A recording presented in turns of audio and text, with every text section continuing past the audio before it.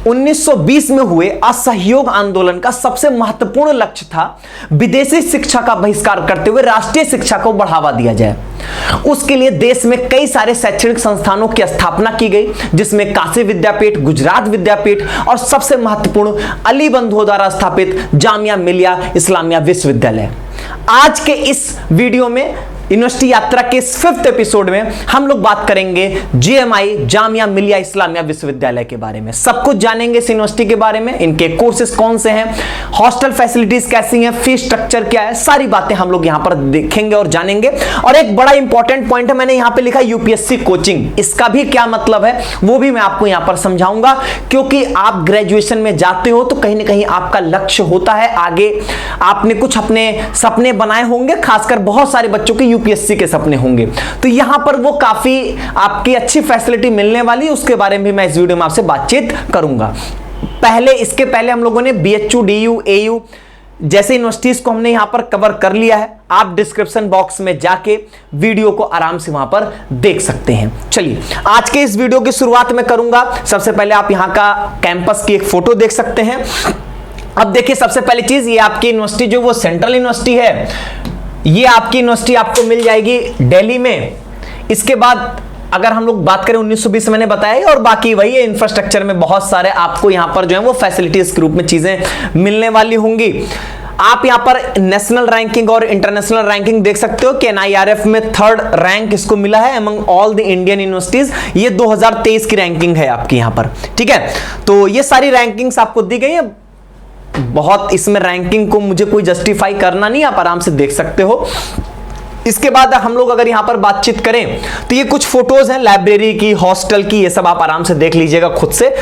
Sports की बहुत अच्छी फैसिलिटी, वो भी आप यहां पर फोटोज के माध्यम से आराम से देख सकते हो। इसके कैंपस को यहां पर आप देख सकते हो।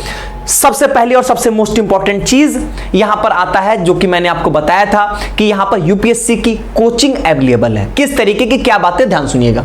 उसको बोला जाता है रेजिडेंशियल कोचिंग एकेडमी। मतलब यहां पर आपके यूपीएससी के लिए आपको प्रॉपर कोचिंग मिलेगी, साथ ही साथ आपको रहने की भी पूरी सुविधा मिलती है। लेकिन ये किनको मिलती है, कैसे मिलती है, वो ध्यान से देखिएगा। ये यहां पर जो है वो फ्री कोचिंग और ट्रेनिंग होता है विद द हॉस्टल फैसिलिटी। पूरी हॉस्टल, रहने और खाने, सारी सुविधाएं आपको मिलेंगी। सिविल सर्विसेज एग्जामिनेशंस जो आपके जैसे यूपीएससी या स्टेट पीसीएस, इन एग्जाम्स की प्रिपरेशन के लिए, लेकिन ये सिर्फ एससी, एसटी, वुमेन और आपके माइनॉरिटी कम्युनिटीज के स्टूडेंट्स के लिए ही होता है यहां पर, ठीक है। जो आपके एससी, एसटी और वुमेन मतलब में कोई आएगा, ऐसा नहीं सोचेंगे कि फीमेल में सिर्फ एससी, एसटी, फीमेल में जनरल, ओबीसी सब चलेंगे इसमें, ठीक है। तो फीमेल कैंडिडेट्स, बाकी एससी, एसटी, मेल फीमेल दोनों, और माइनॉरिटी कम्युनिटीज वाले जो होंगे उनको यहां पर यूपीएससी की फ्री कोचिंग यहां पर दी जाती है। फिर यहां पर बता रहा है कि जो आरसीए जेएमआई है वो यहां पर जो है वो 600 से ज्यादा सिलेक्शंस ऑलरेडी यहां पर सेंट्रल और स्टेट सर्विसेज में दे भी चुका है। अब यहां पर सबसे पहली और सबसे महत्वपूर्ण बात हमको यहां पर ये बताते हुए बड़ी एक दुख की बात है कि जेएमआई के सभी कोर्सेज आपके सीयूईटी के माध्यम से नहीं लिए जाते हैं। जेएमआई अपना खुद का एंट्रेंस लेता है मोस्ट ऑफ द कोर्सेज के लिए। कुछ कोर्सेज हैं जिसके लिए जेएमआई जो है वो सीयूईटी के थ्रू एडमिशन लेता है, बहुत ही कम कोर्सेज हैं।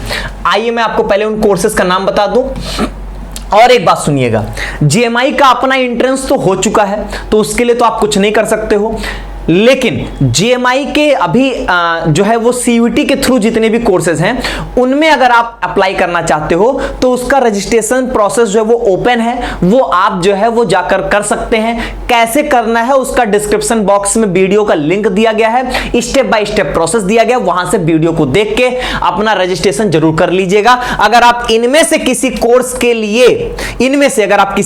के लिए जो है वो अप्लाई करना चाहते हैं, एडमिशन लेना चाहते हैं तो ही करिएगा, ठीक है। बस इतने ही कोर्सेज आपके सीयूईटी के अंदर शामिल हैं। बाकी जो भी कोर्सेज हैं उनके लिए जेएमआई खुद एंट्रेंस एग्जाम लेता है और वो एग्जाम हो चुका है, ठीक है। ये फिलहाल मैं बात कर रहा हूं जब ये वीडियो रिकॉर्ड हो रहा है जिस डेट पे, ठीक है, 19 जून की मैं बात कर रहा हूं 2024 में, ठीक। चलिए अब यहां पर देखिए कौन कौन से कोर्सेज हैं। B honours Turkish language, Sanskrit, French, Spanish, history, Hindi, Urdu, Korean, Persian, biotechnology, B Voc, solar energy, BSc honours physics, BSc honours chemistry, BSc honours applied mathematics और बीए ऑनर्स इकोनॉमिक्स।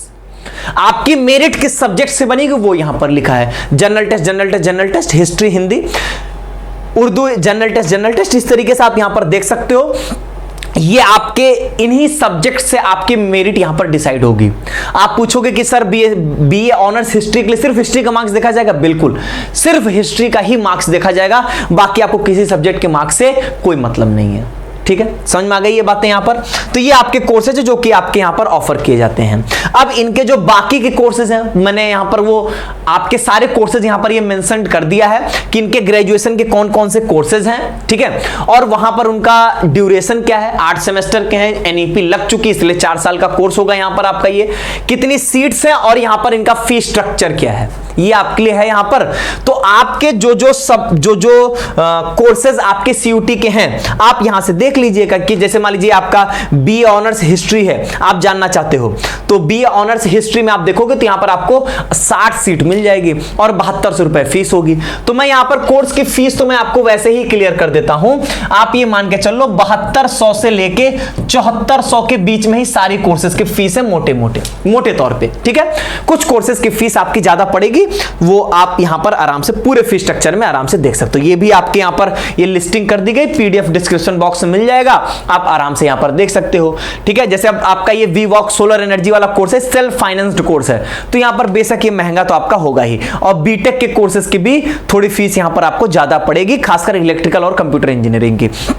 ठीक है, तो ये फिलहाल सीयूटी के थ्रू नहीं है, सीयूटी के थ्रू आपके सिर्फ इतने ही कोर्सेज अवेलेबल हैं और इनके लिए अभी आप रजिस्ट्रेशन कर सकते हो। कमेंट डिस्क्रिप्शन बॉक्स में वीडियो का लिंक दिया गया है, कैसे आपको रजिस्ट्रेशन करना, आप पूरा प्रोसेस वहां पर देख सकते हो। बाकी कुछ कोर्सेज यहां पर आपके लिए और भी हैं, और यहां पर कुछ कोर्सेज ऐसे हैं जो कि सीयूटी और बीपीटी, मतलब ये ऐसा कोर्स है जो कि दोनों जेएमआई के अपने एंट्रेंस से भी और सीयूटी से भी, दोनों से लिया जाता है। ठीक है, तो उसको अलग से यहां पर मार्क करके आपके लिए दे दिया गया है। ठीक है, अब यहां पर बात आती है हॉस्टल फैसिलिटी की।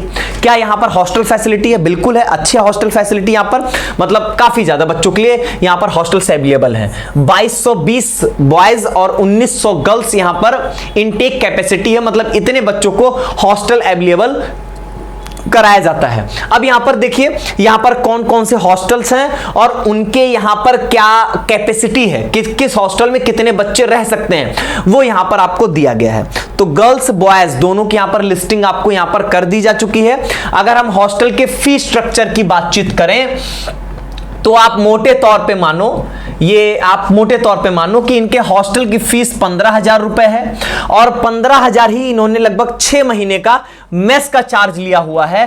तो 15,000 मेस ले लो और 15,000 आप यहां पे हॉस्टल का चार्ज ले लो, और अगर आप यहां पे बाहर रहना चाहोगे तो 10,000 रुपए पर मंथ की कॉस्टिंग आसपास आपको यहां पर मिल ही जाएगी।